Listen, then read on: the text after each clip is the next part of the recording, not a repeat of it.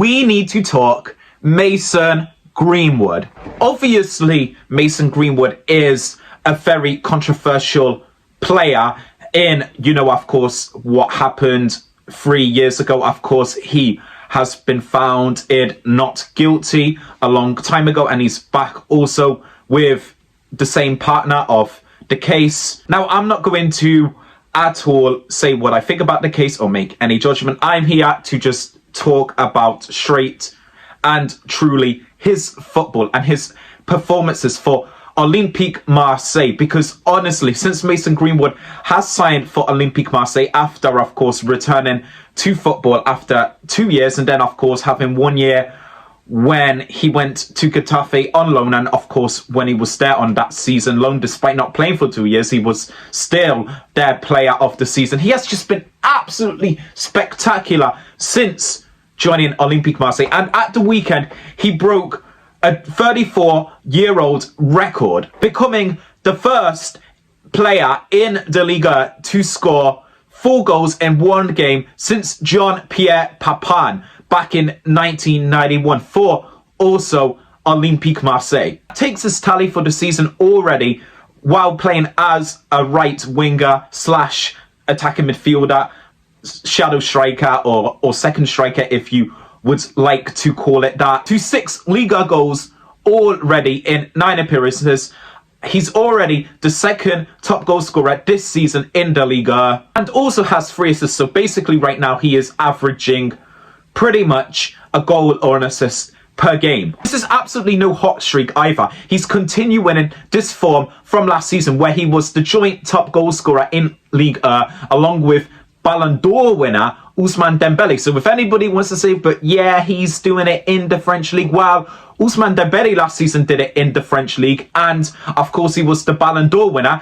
There's not much talk about him doing it in the French League, but because Mason Greenwood is an English footballer, then yeah, of course there is going to be talk about him doing it in the French League, because it's not the Premier League. But I mean, we saw Mason Greenwood, of course, before he was banned from playing for almost 2 years, him becoming this kind of world-class, even you could say world-beating or Ballon d'Or level footballer. We saw the potential at Manchester United in the 2 seasons that he had under Ole Gunnar Solskjaer. Of course, that 2019-2020 season, that breakout season where he scored in all competitions for Manchester United, often coming off the bench or playing on the right wing, not really as a central striker. He scored 17 goals in all competitions and 10 in the league, breaking even Wayne Rooney's record for the most goals scored ever in the Premier League by an 18-year-old or under at that time. And he still holds that record today.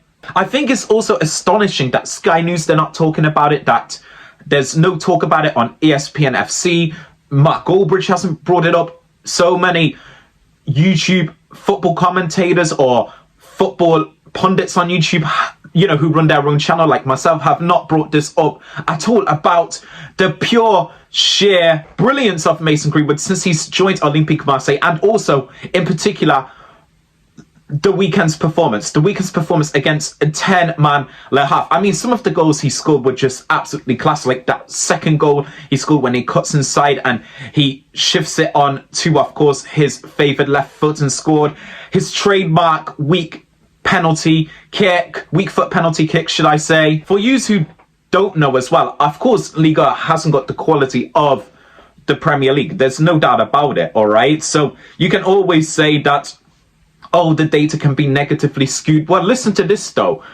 He is playing with much, much worse players than he was playing at Manchester United for that Olympique Marseille team. And also, for you who don't know, Liga is really a difficult place to score goals as a striker, or not even just as a striker, or as a player. If you look at the top goal scorers here of the last few seasons in the Ligue 1, of course, if you go back to a few seasons ago, Kylian Mbappe almost every season, of course, is leading the goal scoring charts. But like, look at the goal scorers beneath it. There really isn't many players who are scoring 20 plus goals. Never mind scoring 20 plus goals from the right hand side when you're not even playing as a striker. I mean, that is his predominant position for Olympique Marseille, if any of you don't really know. But of course, now and again, he's played as an attacking midfielder. Now and again, he's played as a central striker. But I mean, that is just so hard to do in the Ligue. And it's not just his goal scoring, but it's his overall play. Because of course you see players in the Premier League like Mohamed Salah, and not just Mohamed Salah, you could even say Jared Bowen, who play on that right hand side, who do get a lot of goals and a lot of assists, cutting in with that weak foot, or of course getting chances in on goal. But Mason Greenwood, there is just so much more to his play than just goals. He creates goals, and not just that, he creates goals. Like, a lot of Olympique Marseille attacks come through him. Honestly, it's just such disrespect, like, that mainstream media. Of course, he is a controversial footballer, but they're not talking about his performances and how good he's doing in Ligue. Neither is Talk Sports, because reality is, whatever has happened with Mason Greenwood off the pitch, right?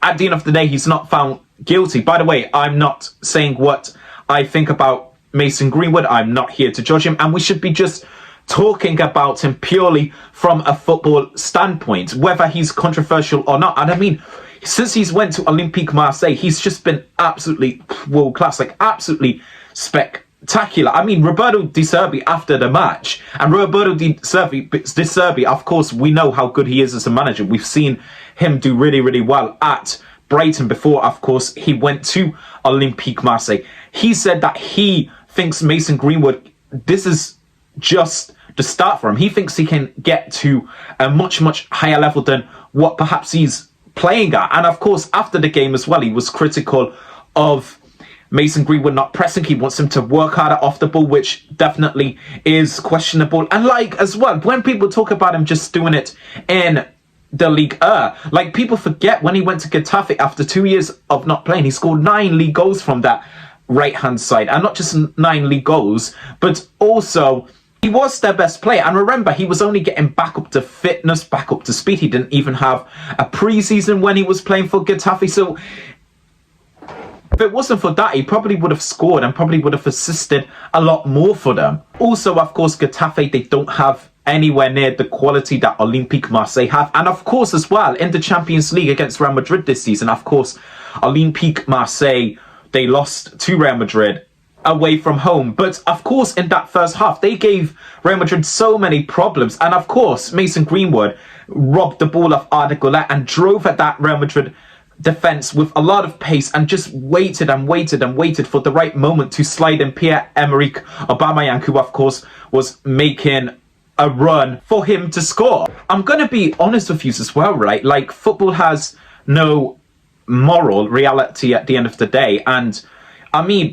the situation with Mason Greenwood, it has definitely blown over somewhat in England. Like, you don't hear anybody talk about it as much. But I mean, right now, don't be surprised, even with what has happened with Mason Greenwood and of course all the controversy around him, if he ends up starting for England or playing for England in the World Cup this upcoming summer, or gets a big move even back to the Premier League. I mean, in my opinion, based on the way Mason Greenwood is playing and the way he has done at, of course, Olympique Marseille, like, he is bound to leave them this summer. I mean, you look at that Juventus team, for an example. I know they've got Kenan Yildiz, who is a fantastic young player. I mean, he's got off to a decent start this season. However, the last few games, he has a little bit slowed down. But they really, Juventus do lack a kind of player who's ready for that here and now, who can go in there and score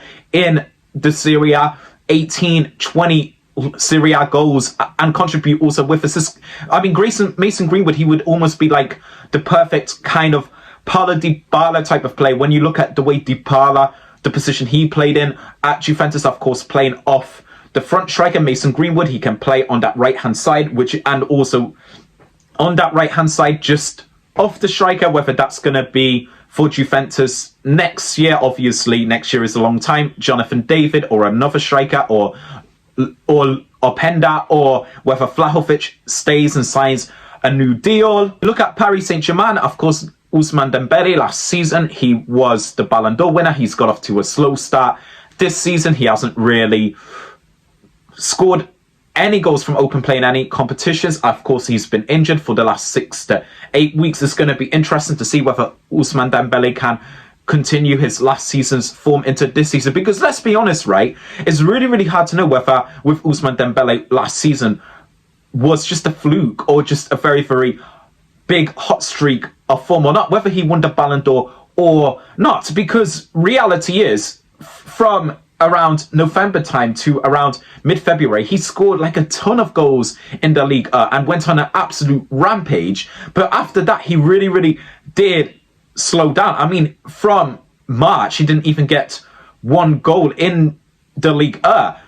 So there's no guarantee that, you know, Ousmane Dembele's gonna do it this season for Paris Saint-Germain, even when he comes back from injury. You know, PSG, and not just PSG, but Luis Enrique, they are absolutely ruthless. And reality is, the media skepticism about Mason Greenwood is not the same in France or not in the same in Spain. And if he signs for a team in Italy, like I've said before, Juventus or Inter Milan, it's not going to be the same as it is in England. Because, of course, these aren't his home country. You even look at, like, Real Madrid and you see the problems that Real Madrid have. A lot of the reason why Real Madrid have so many problems is because they don't have any player who can play on that right-hand side, who's left-footed, who is really, really good. And not just left-footed, who's really, really good, but their whole game isn't just about goals and assists. They can bring creativity. They can bring, of course, determination in their play, which, of course, Mason Greenwood